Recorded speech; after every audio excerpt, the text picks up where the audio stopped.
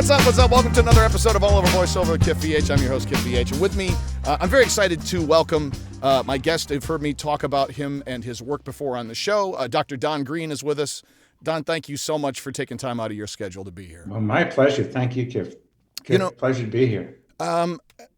As I've got so many questions and so much to sort of unpack. I've spent probably more time in your work, especially over the past year and a half, really between the Winning on Stage course, the like your books, all of it. I've just been taking it all in, and I thought it would be wonderful to share your perspective on so many different aspects of performance with my audience. So sure, just to start things off, I know this is out there, but can you tell us, like, how'd you get started becoming a specialist in performance?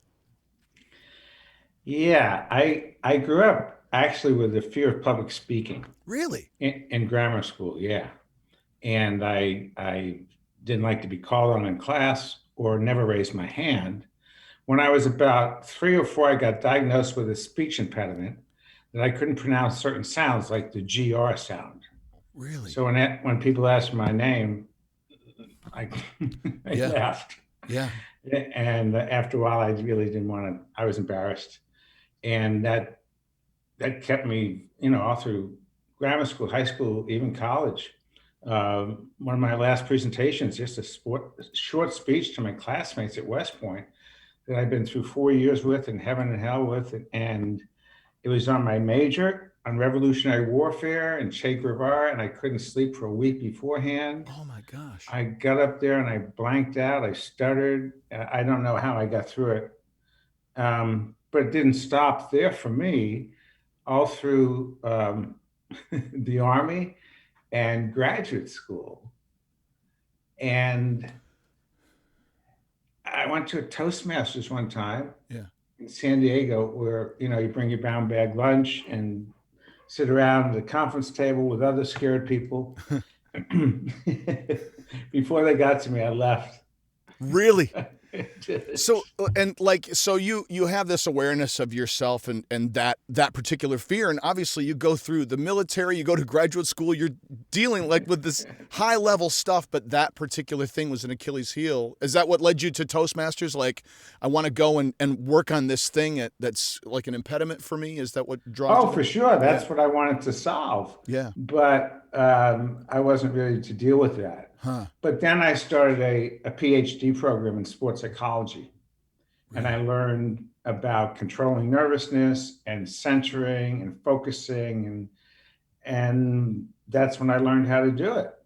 Amazing. And now I love it. I've given Toastmasters and 1,000 people. I've been on TV. I love it. Yeah. I still get a tingling of nerves, but I've come to enjoy that. I agree. Yes. So that, that's how I came to it first with athletes, and then started working with musicians. And that led to other folks like comedians and public speakers, Toastmasters, those kind of things. Yeah. That's guys about to give a toast at a wedding or some ministers who are really worried about this, presentation or homily on Sunday, just a whole range of people. I mean, this is number one fear in the country. Number one fear is public speaking. Number two is death of a spouse. So most people at a funeral would rather be in the coffin than have to give the eulogy. Right. So I just got an appreciation that it's a lot of people. Yeah. Especially people that are shy introverts. And I was a shy introvert. What can you talk about that? You're taking all the information in during the PhD program and learning, getting your doctorate in sports psychology, and then taking that out to helping to teach it. Like, it's one thing to learn it, it's another to help guide people along. What was that process for you as a teacher? Well, excuse me. I had been teaching for many years. I started out teaching third and fifth grade PE. Really? Yeah, When was which this? Was was this like right after you got out of the army and stuff, or while you were? no, this is later in my career. Okay. Um, but my master's degree is in forensic science. Really? Yeah, I was a detective for like 8 years. No kidding. Yeah. And my master's is from George Washington, one of the best schools in the world for forensic science. And I did that for a number of years until I had enough of it. Yeah. And I was looking basically for a program in forensic psychology. Hmm. And I discovered they had a program in sports psychology. And I thought, there it is. That's what I've been looking for. So I Fascinating. switched over immediately and got my degree. And the first job I got out of my graduate program, I was with the Olympic diving team, 1984 Olympic diving team. Oh man, that's fascinating. What was my wife's an athlete. What was that experience like being at the Olympics and working with the Olympic team and on their diving skill and the mental game of that? Well, it was an amazing dream for me because I was a diver. That was my sport in Really? high school and college. Yeah.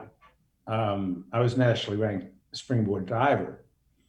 And so here I was with the coach that was my dream coach, Ron O'Brien from Ohio State, now at Mission Viejo, Uh, and this amazing team of 14 divers, including Greg Louganis, Michelle Mitchell, and Wendy Weiland, and Megan Nair. And all of a sudden, I worked with them for a couple months, and then we were at the Olympics. And it was Incredible. just amazing. Like, oh my God, incredible. Yeah. That's amazing. So, how you've told this story in your book about mental practice, in particular as it applied to diving. Would you share that story with us about the diver who she? Well, it's better for you to tell it than for me to summarize it. Sure, sure. Well, this was a couple months before the Olympic trials. Mm, And one of the divers was the youngest diver on the team, was 16. How she qualified for the Olympic trials, I don't know, but they thought, it'd be a good experience. In 4 years, maybe she'll. So she was up on 10 meter, which is yeah, very it's like high, 30 feet, right? Roughly 33 feet. 33 feet.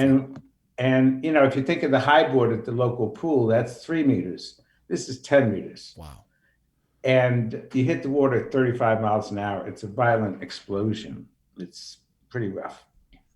When I used to dive, I'd do about 10 dives before I got a pretty strong headache. Wow. Yeah, it's tough. Anyway, so she was doing a back 2.5 on 10 meter. Back 2.5 is where you turn around backwards on the platform and then somersault backwards, but in the pike position, which is slower than the tuck position. It's, Okay. yes, slow rotation. And even though you're 10 meters up, you still need to jump and start to spin to make the rotation. It's a lot. Yeah. And she didn't. Instead of jumping, she kind of sat back and started falling like a rock. But she stayed within her pike, slowly rotating. And it was painful. We could see it coming. I was right next to the coach. We were both about to cringe. And a more experienced diver would have just rolled up into a ball and held on for dear life. Yeah. It's pretty good that way. She stuck with her spots. You see the first spot and then the second, then you kick out. Well, she was used to kicking out, 3 meters above, so then you can continue the rotation and bring the dive in. Yeah. Well, she was only like a foot off the water. Oh. And she hit absolutely flat. Like she bounced. The water's kind of hard at that point. Yeah. So we got the stretcher under her, threw a towel over and took her to the hospital. All the tests, the orthopedic surgeon comes in and says, I don't know why your back isn't broken, but it isn't. You're going to be very sore for many days. So like young Olympic hopefuls all over the world, bless them, she says, yes, can I still dive at the trials? Right. Young lady, oh my God. Well, he said, maybe. He said, but you can't dive until then. So every day at practice, I was in the coach's office. She was on the couch. And we were going through her workouts, mentally rehearsing her dives, not just that dive, but all the dives, not just that, even stretching and warming up, just keeping her mind in it, Yeah. like she would be doing it, and do lead up dives and 5 meter platform dives, eh, like a regular workout. And also that dive and correcting that dive. And, we did that for over a month.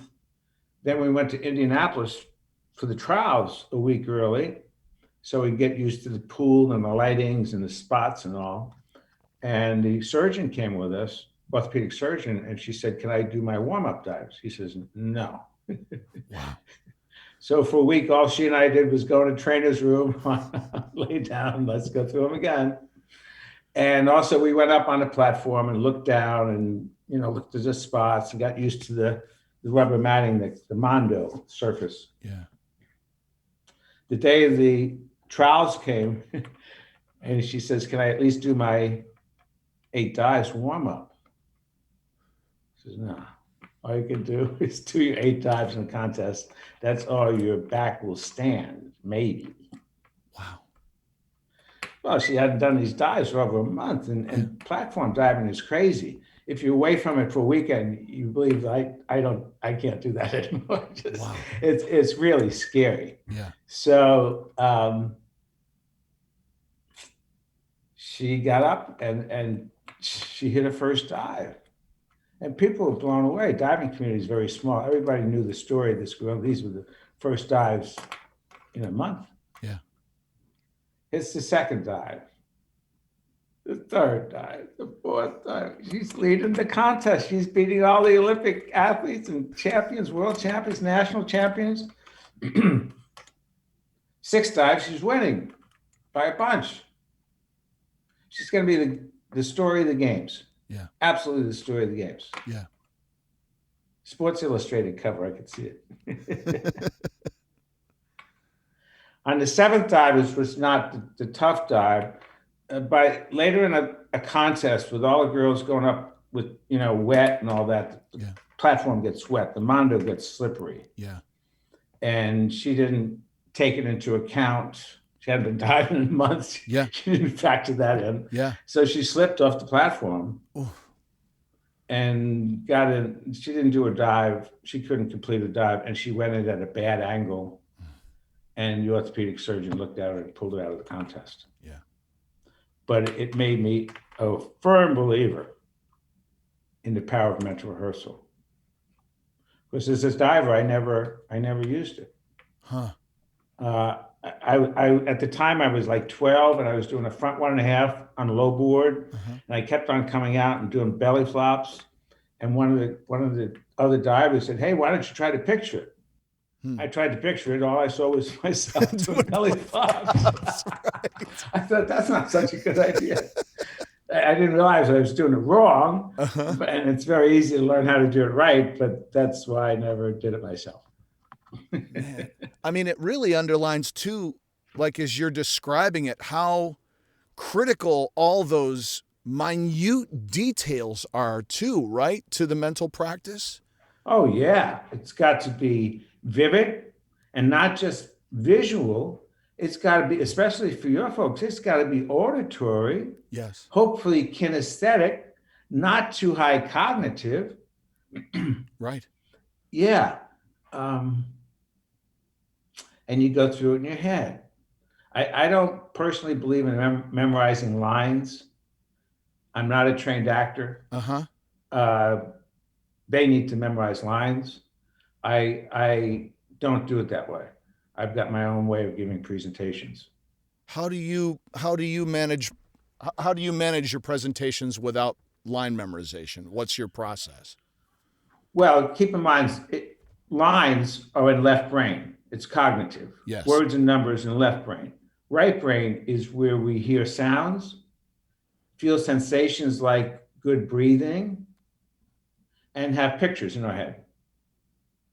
But there's no words. It's mentally quiet. Yeah. But focus is mentally quiet for most things. I mean, if you're giving a speech, you're going to have some noise, but it shouldn't be overly left brain dominant. So my feeling is no matter how long the presentation is, it needs to be chunked into 3 parts.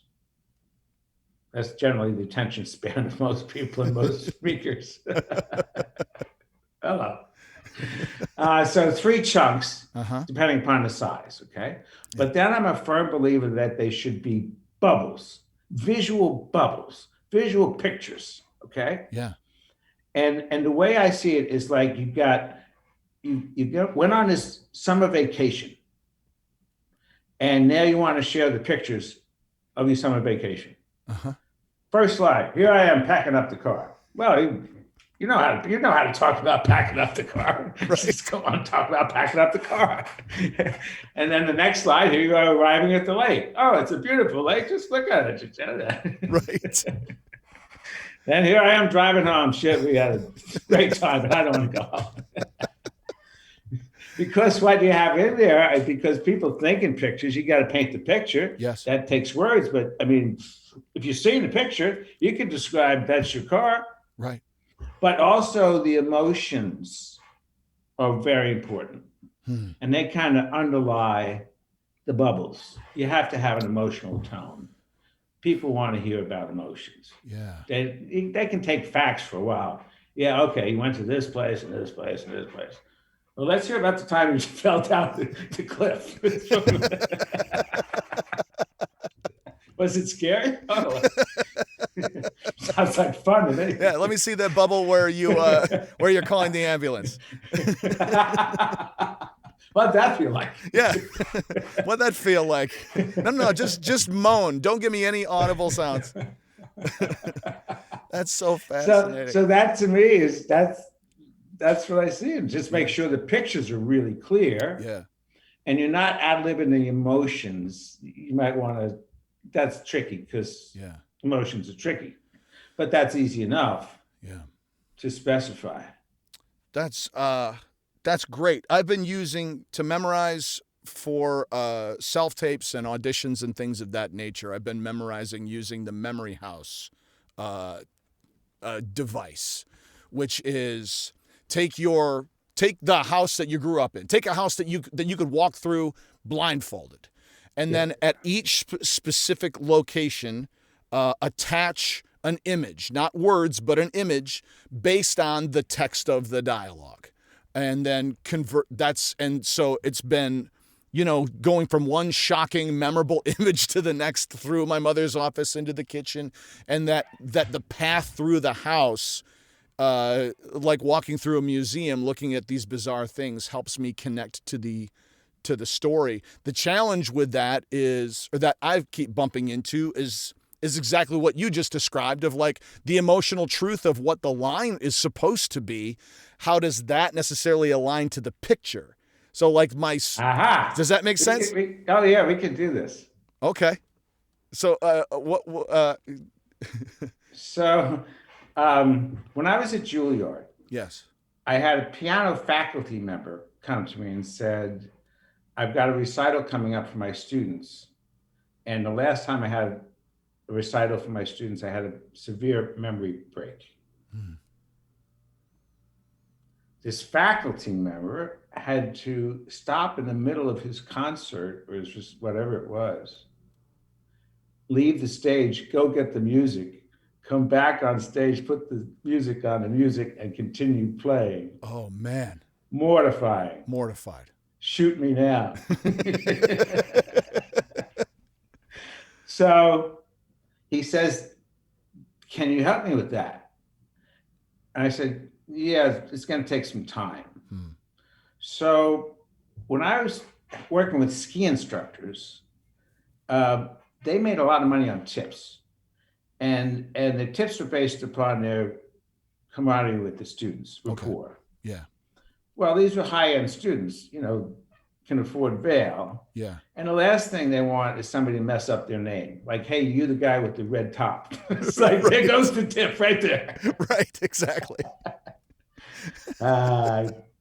So I got into memory and started studying memory systems and how to memorize names. And I came up with my own system for that. Oh, man. So then I went to Vail. Then I went to, Juilliard with this piano teacher. And I started applying what I knew from all the memory systems I learned. There's several different systems. Okay.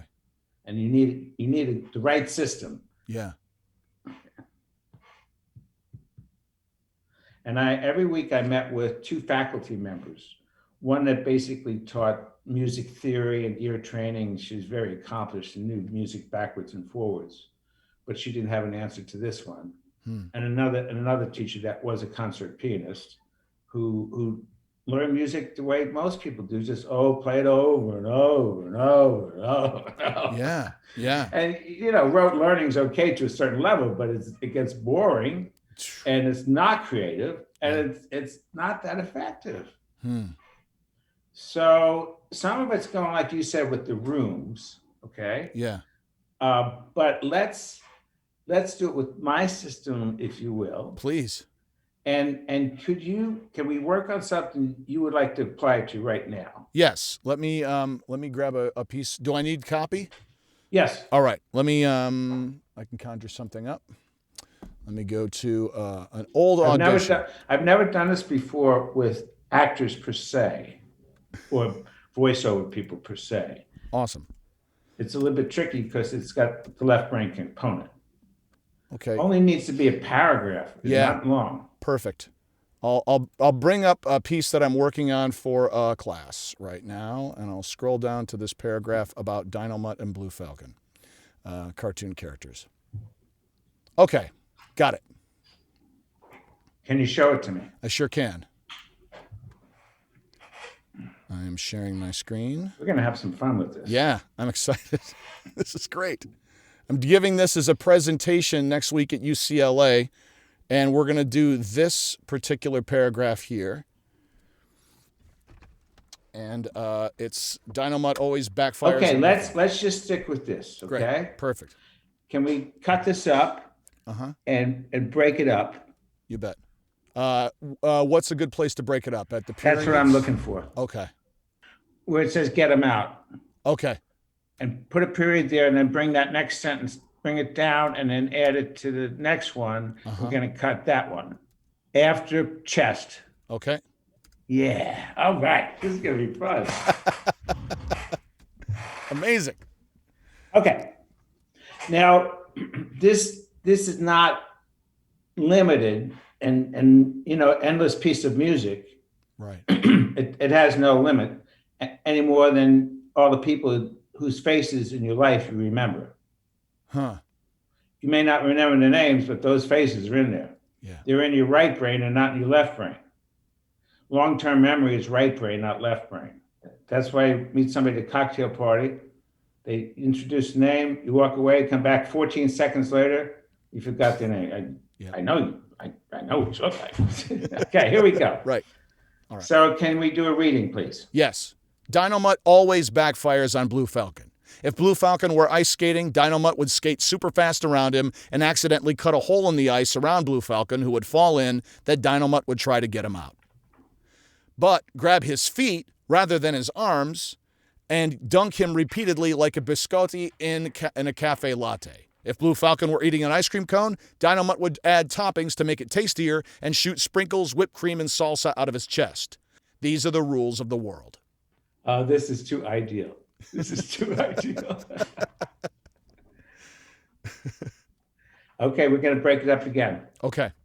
Another line right after Blue Falcon. Let's drop that line down. Yes. Okay. Right after accidentally. After then. Then. Fell in. Fell in. Then. Yep. Oh, this is going to be so cool. Put if blue down. After taste dear. Let's stop there, okay? Okay, you bet. Just erase the rest. Okay. Now, here's where it gets to be fun. Okay, so we got 7 different kind of bubbles, if you will. Yes. So what I want you to imagine is a journey that you took all the time that was always the same, whether, for a friend's house or teacher's house or job, but there was only one route, and it had specific locations in between. This is kind of like your house. Okay. Yes. Okay? So the first picture right next to Dynomutt is your front door. Okay. Got it. So put front door next to that. Okay. Front or back? Doesn't matter. Front. Well, whatever you can picture. Okay. If it's the door, back door, put back door. I see. I see what you mean. It's your picture. Yes. It's the front door. It's the front door. It's your front door. So got it. Now for the last one where you're shooting sprinkles. Yes. Where might that be? That's your destination. Okay. What would that be? That's the school. There we go. What part of the school? It's the parking lot at my high school. That's what parking lot. Okay. Now fill in the blanks with logical steps that are always the same, never change, and different locations, different kind of scenes. Gotcha. So this is top of Martin Street and 72nd. Good. Okay. And I'm going to make a left down to Eastern and 72nd. Is that another intersection? Yes. Good. Okay. Then we have the Marathon Station. Good. Then, the Rustic Market. I love it. And then right here is 68th and Division. Wonderful. Okay. So go through that in your mind. Okay. Boom, boom, boom. See those places. Uh-huh. Do it again. Okay. Now here's what I want you to do. I want you to picture yourself at the front door. Okay. Uh-huh. And say that line to yourself. Okay? Yep. Same thing with the next, go through it at each place, connect the dots. You've got to connect the right brain picture to the right brain sounds. This is we're building in long-term memory. Yeah. Now, at the front door, I want you to see the Blue Falcon backfiring. Okay. Yep. And hear the words. More connections. Yes. See the Falcon skating around super fast. Uh-huh. Around 72nd Street. Mm-hmm. Continue with that. A hole. There's a hole. On Eastern and 72nd. Put a hole in the ground. Yep. Hear the words. Dine them out. Trying to get them out at the station out of the hole with saying the words. And then, tell me when you're at the parking lot. Okay. Dynamite's eating it.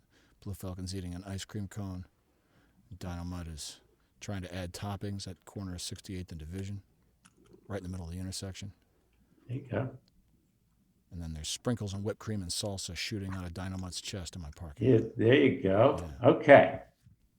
One of the bases of memory is always repetition. And but this is not rote. This is creative. This brings up all parts of your mind and creative parts. It's really, you'll see, we're not even close to being done. Yeah. Now at each place, at each location, besides Dynamo doing all that stuff, there's an actor there. One of the actors whose voice you respect the most. And you're going to hear that actor say those lines while you're at that location. Okay? Yes. You do this in your head. I don't want to try to impersonate Sir Laurence Olivier or Robert De Niro, right. But whoever you think would kind of fit that place. All right. Is it a different voice at each location? Different person. Different person. Excellent. Yeah. You need 7 actors or voice people that you really respect. Perfect. I'll put Harrison Ford at the front door. There you go. Dynamite always backfires on Blue Falcon. I love it. Nicolas Cage at Martin Street, Eastern and 72nd. De Niro. Al Pacino. At Marathon Station. Morgan Freeman. Okay. Okay, now here comes an interesting part. Okay. You're going to go through it again, but you're allowed to look at the words because you want them to get the words right, like you were feeding them their lines. Gotcha. Yeah. But be patient with these guys. Yes. They're A-list talent. I can't get angry at Nicolas Cage for not remembering. Yeah. Okay. Have fun. All right. Quick producer's note. I did all this in real time with Don, so I cut it down for the purpose of the show, but all this work I'm doing mentally, so each of these steps took about a minute. Now go through it in your head. Don't refer and just see how much you know or don't. But Uh-huh. try it out. Okay. Man, I'm like at 90%. Okay, that's really good. Now what I want you to do Uh-huh. to make them a little bit more prominent is make them kind of put in silly costumes or kind of not doing the greatest job with the lines, just kind of like these people are messing up. Okay. Humor is a very important part of this process. It Yeah. really is. That really helps. So if Wow. you see it funny, it will stick out in your mind. We're not going to end with this, Uh-huh. just another step. Okay. Okay, next is an exaggerated emotion. Mm. Whatever the emotion is, you know, if it's sad, really sad, or if it's happy, like silly happy. Okay. And this is the actor is carrying that emotion, right? Yes, Yes. yes. Okay. Now here's the final step. Okay. You step into the scene with them and say, "Nah, that's not that good. Let me show you how to do it." And then hear the best voice, the absolute best quality voice. But you know, for each, let a little bit of them in. You Yeah. know, but we got different themes here. Yes. So let's now tie all the components together All right. and let them just sit there and listen to you. Great. Am I doing this mentally or am I doing this out loud? You're doing it first mentally, then you're going to do it out loud. Okay. Dynamite always backfires on Blue Falcon. If Blue Falcon were ice skating, Dynamite would skate circles around him really quick, accidentally cutting a hole in the ice, and Blue Falcon would fall in. Dynamite would help him out, but rather than grab him by the arms, he grabs him by the legs and starts rapidly dunking him like biscotti in an iced cafe latte. If Blue Falcon was eating an ice cream cone, Dynamite would shoot toppings at him to try to make it tastier. And he would shoot sprinkles and whipped cream and salsa out of his chest. Awesome. Amazing. You ready? Kif, you ready? Yeah. Do it backwards. He would shoot sprinkles, whipped cream, and salsa out of his chest. If Blue Falcon were eating an ice cream cone, Dynamite would want to give him toppings to make it tastier. But instead of grabbing his arms, he's grabbing his legs. Okay. You got the idea? Totally. And I had to think about it. And it's tied to emotion. It's tied to specificity. It's tied to locations. There's so many. That's fascinating, Don, because it's like, it's not just one thing that I'm grabbing onto, and if I don't get the one thing, I'm lost. I've got 7 things. I've got that's just environment, it. Because, right? and the one thing is usually a cognitive thing, Yeah. and that's the weakest point in the memory link. Yeah. Wow. That was fun. That was fun. Now you have another, like, to be able to apply that with words and with actors and other touch points. How did you know how to break up the script? What were you looking for? Was it like inorganic places? I was looking for natural breaks and also visual breaks. When I saw that piece, it's very visual laden. I mean, Yes. a lot there. Yes. It's a little bit trickier than like phrases in music. Yes. That's trickier.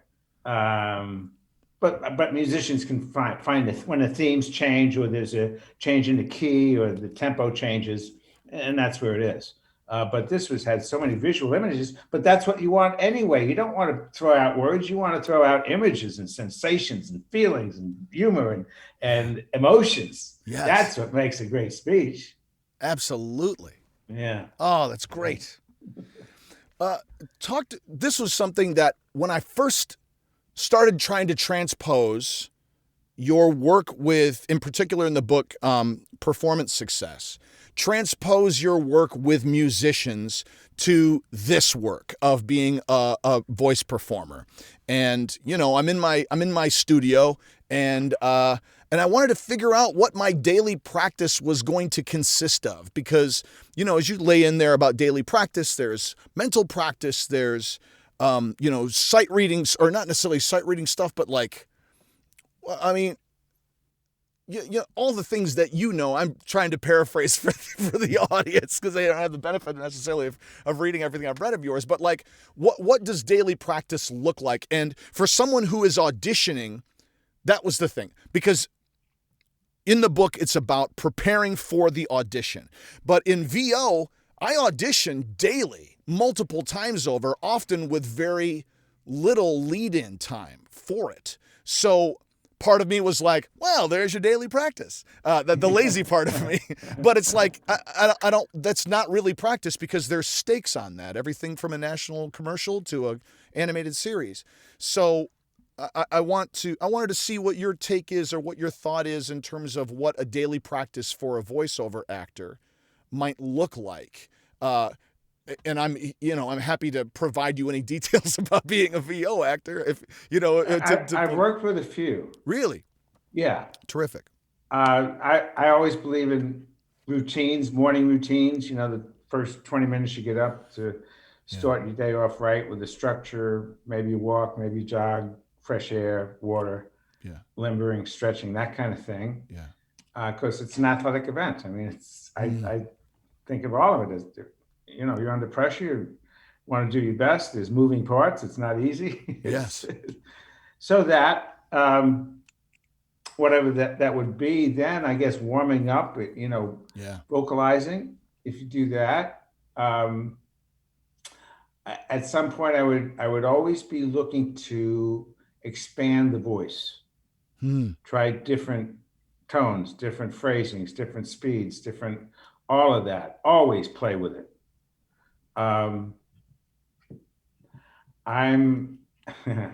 There's a book out called The Alter Ego Effect. The Alter Ego Effect. Todd Herman. Okay. And it talks about, especially for shy, introverted people, how to develop this alter ego that does the auditions for the shy person. That's brilliant. Yeah, and it's a pretty good book. And you just give that character its own identity, but its own attributes, like you're very aggressive, like you're loud and outspoken, or whatever it is, and you build that character with a name and a particular way of dressing, even, and moving, and you send that person to the audition for you. And for a lot of people, it's very effective. Yeah.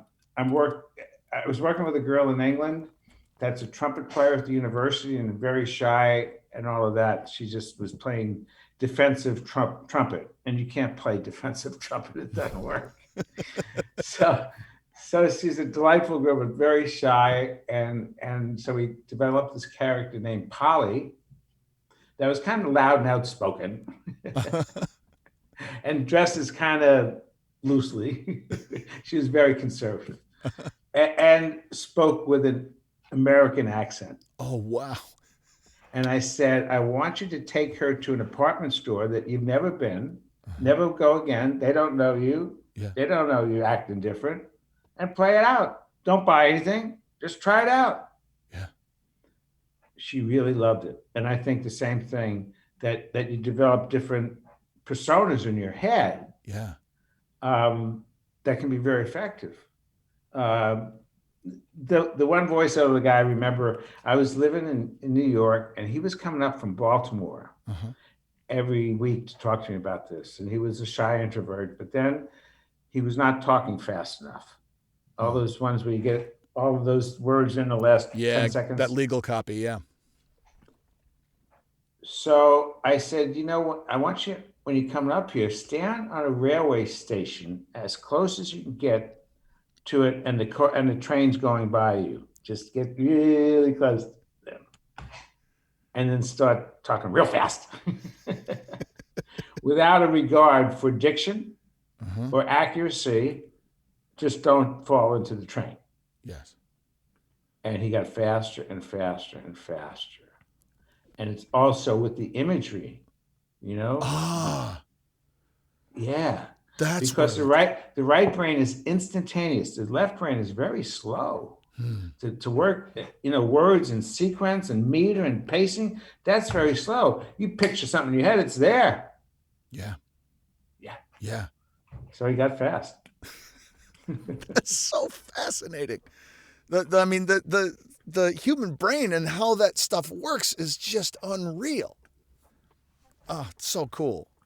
Uh, I'm running out of time with you, Don. There's a couple things because of that marvelous exercise. Let me. I'm just gonna run down my list of questions. I'm glad I wrote them down. Can you talk from one of the things I hear so many actors struggle with in particular is that notion of, well, we're always facing rejection and this and sort of the combination of that with maybe rejection isn't necessarily linked to this.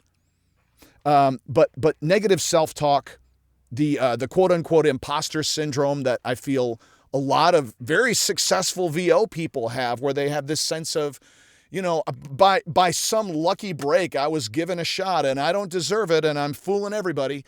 Like, how do you extinguish that fire that erodes your sort of pillars of confidence? What strategy is there to address that? Well, that's basically fear. Hmm. Fear of rejection, fear of not getting the job, all of that. And you do it by understanding that's normal. It's just not helpful. And you continually build your courage by putting yourself in risky situations of doing auditions, trying a new approach at auditions, audition on a street corner. Just Yeah. if any of my Juilliard students had problems with external distractions, their homework assignments, right, they would go down to the subway platform and play their instrument on the subway platform with people walking by, and after all, nothing bothered them.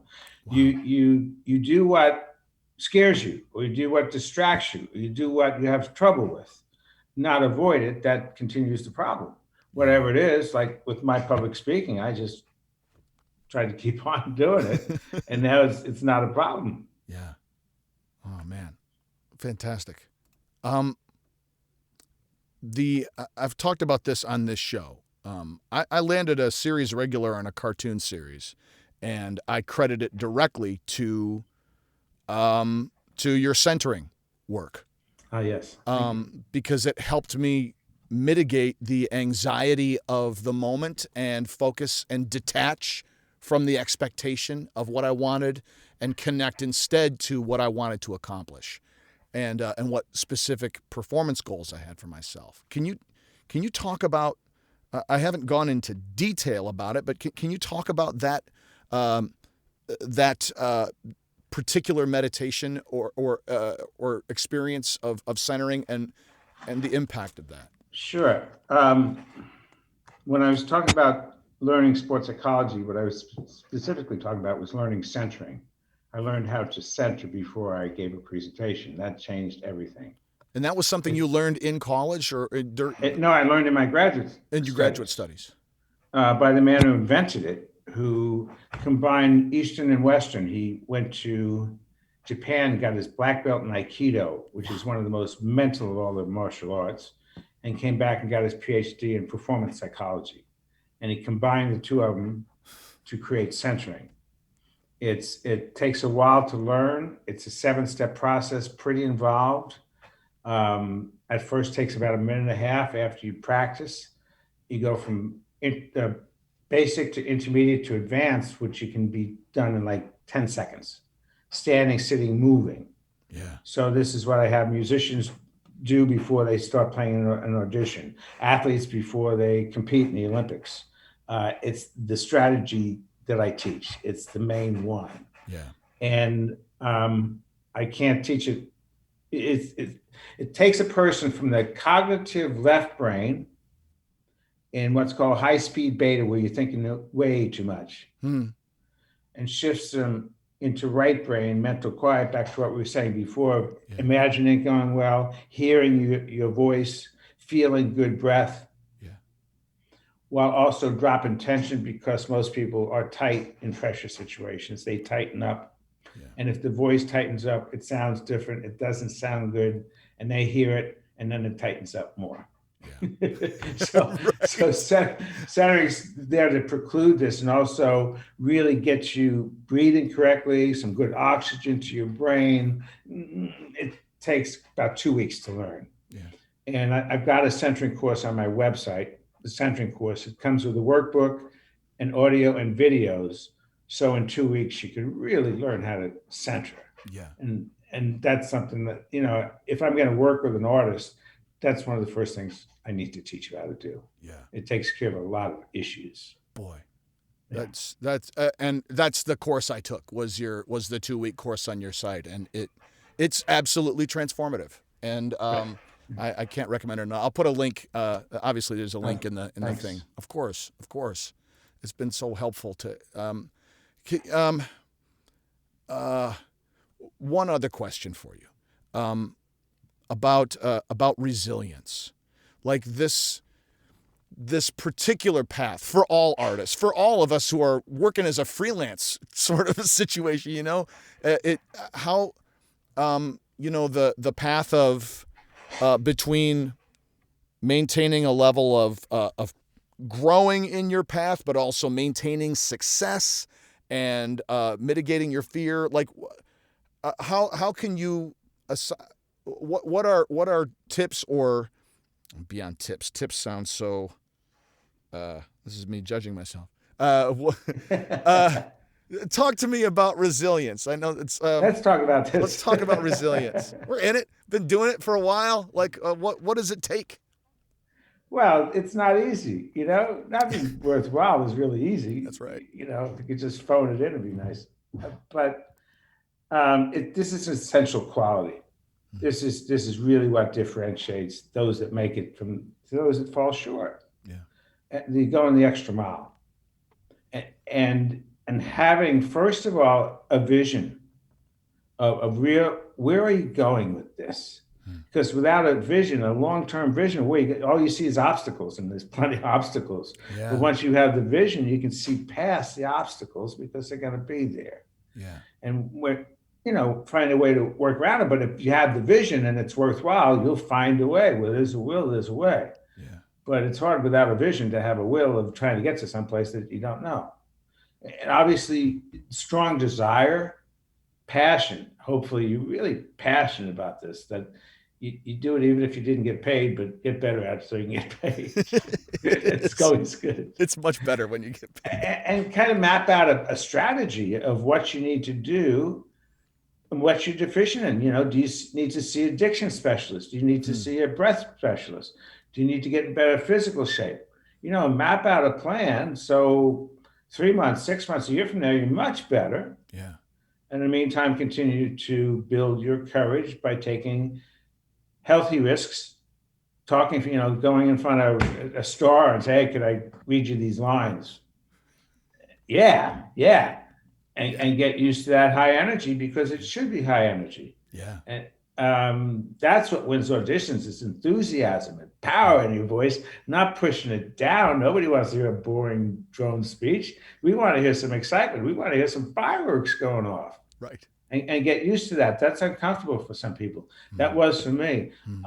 When I used to teach in Juilliard, I would have really talented female Asian violinists who, once they started playing, would just blow you away. You'd think there was just a gorilla holding this instrument. Yeah. But you could barely hear them. I would have them stand at the other side of the thing and say, name your piece, your instrument, your name. I say, louder. No, louder. I'm not going to stop until it's louder. Right. That's great. I was directing at Second City. I'd have my actors on stage, and the Second City here in Los Angeles, the stage is it's a shallow room. It's maybe 4 rows of chairs, but it's wider than it is deep. But for many of my students, they had never been on stage before. It was the first time on stage.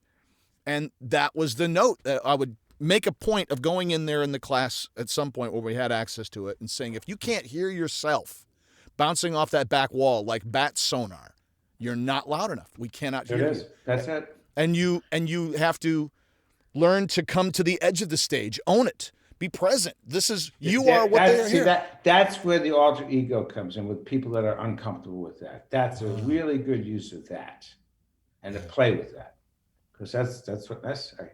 I love to speak. Awesome. I do. That's one of the things. That's one of the things that I've missed is being on stage. Yeah. I really got to like it.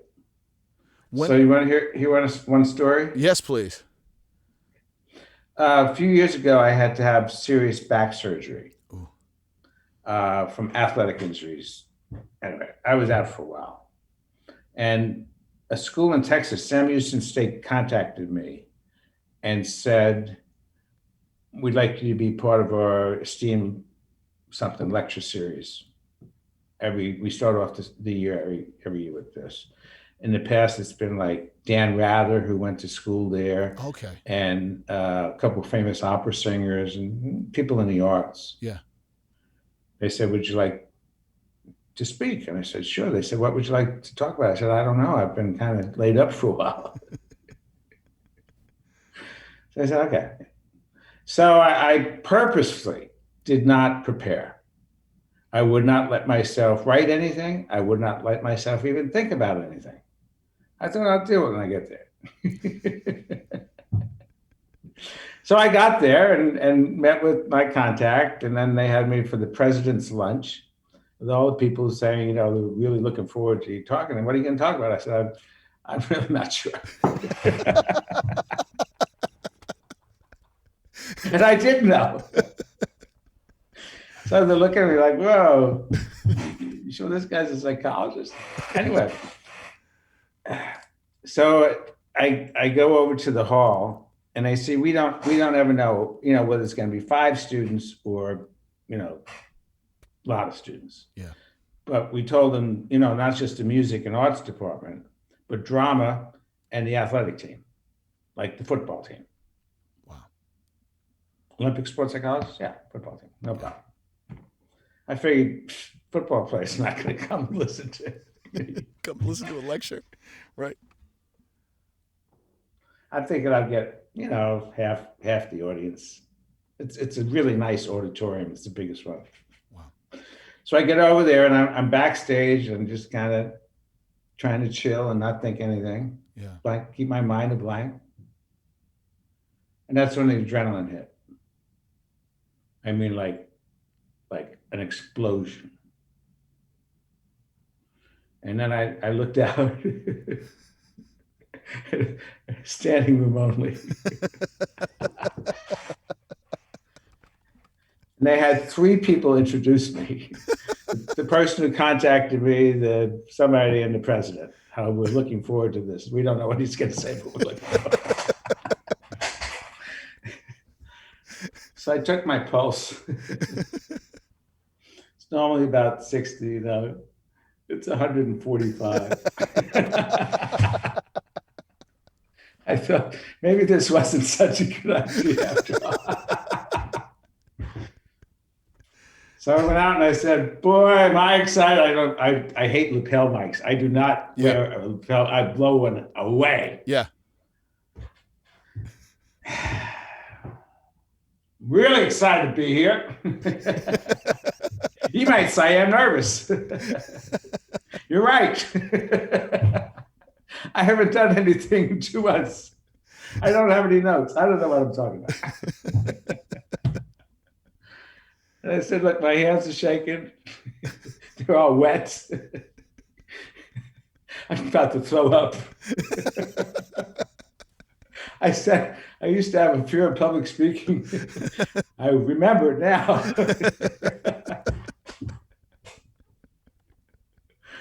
Yes. It was awesome. It was really awesome. That's incredible. I didn't even have any bubbles. Yeah. No bubbles. Yeah. What did you end up talking about? What came to you in that moment? Just what I was feeling. Because that's what everybody's feeling. That's what everybody wants to talk about. Not, a lecture about the 20 points. It's like, I'm telling you, my hands are shaking. Yeah. This vulnerability and this openness. It's one of the best I've ever given. Amazing. Don, what a joy to talk to you, man. This has really, really been great. And I don't know how familiar you are with Viola Spolin's work, but she's She's the godmother of improvisation, right? Second City, Chicago, is all based on all the improv schools, all based on her work. She wrote a book called Improv for the Lone Actor, that I took, sort of made a hybrid of that, her stories, her work, and used centering to help find my internal side coach, the voice inside, using little exercises, like all the little, to kind of isolate out of all the noise of the negative self-talk, and then find the voice inside that tells you you're doing it right. Good job. Make a left here. Like little directives. Yeah. And to say that's the voice, that's the frequency to listen to and trust that, not all this other static. And, Absolutely. that I ended up teaching a couple classes and a couple like webinars based on that stuff. And it was just transformative and exciting and fun. And it's fun to have to use the word transformative a lot after 50. It's very exciting. But cool. I just wanted to share that with you. And I also wanted to share your website and the classes that you offer to anyone who's listening. You can study with Don, not only your books, but can you talk about what you offer on Winning on Stage? Sure. Well, my books are there, but also the centering course and also a power learning course that helps artists to learn stuff like how to memorize music and how to accelerate the learning process, because we're always learning. But there's also some assessments where they can check out and see, where they're at in terms of confidence or self-talk and all of those. Yeah. There's a performance mastery assessment. That's my latest. That really would be the one to take. Awesome. And it also comes with a half-hour session with me.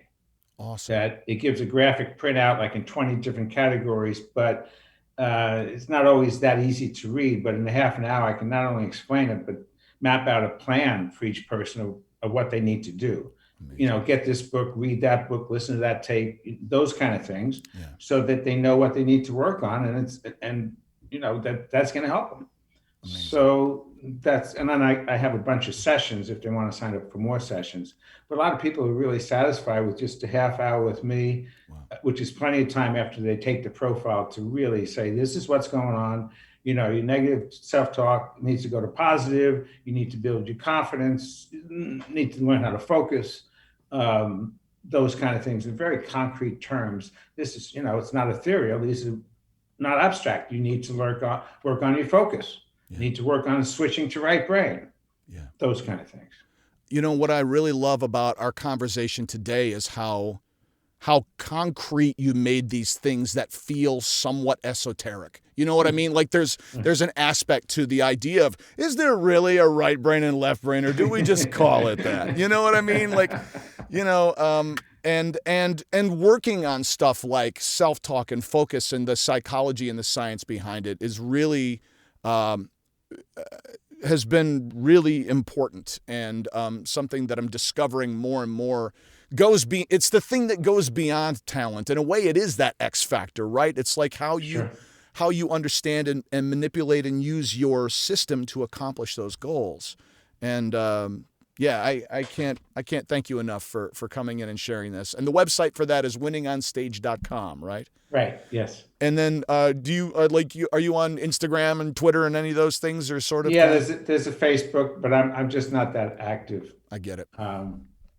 Yeah, I've become less and less, but you're quite active on the site. And Don, thank you again so much for spending some time this afternoon with me. My pleasure. Thank you. I really appreciate it. You betcha. Take care. And thanks so much for listening. This is we'll be back with another episode coming soon. Peace.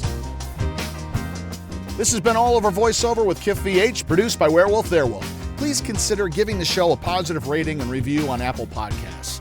Look, I know I keep asking for a review, but if you found just one piece of info from me or my guests helpful, please share that with me and share it and help grow our VO community. Feel free to catch up with me on Instagram, Twitter, Clubhouse, or Vero at KifVH, or hit me up on LinkedIn. It's Kif Vanden Heuvel. Just search for Kif. We probably know a couple of the same people. And check out my website, www.kifvh.com, for my reels, updates, and to reach out to me directly for coaching or appearances. Claim victory and depart the field. Taxi! Taxi! Ah. I guess I gotta walk from here. Okay.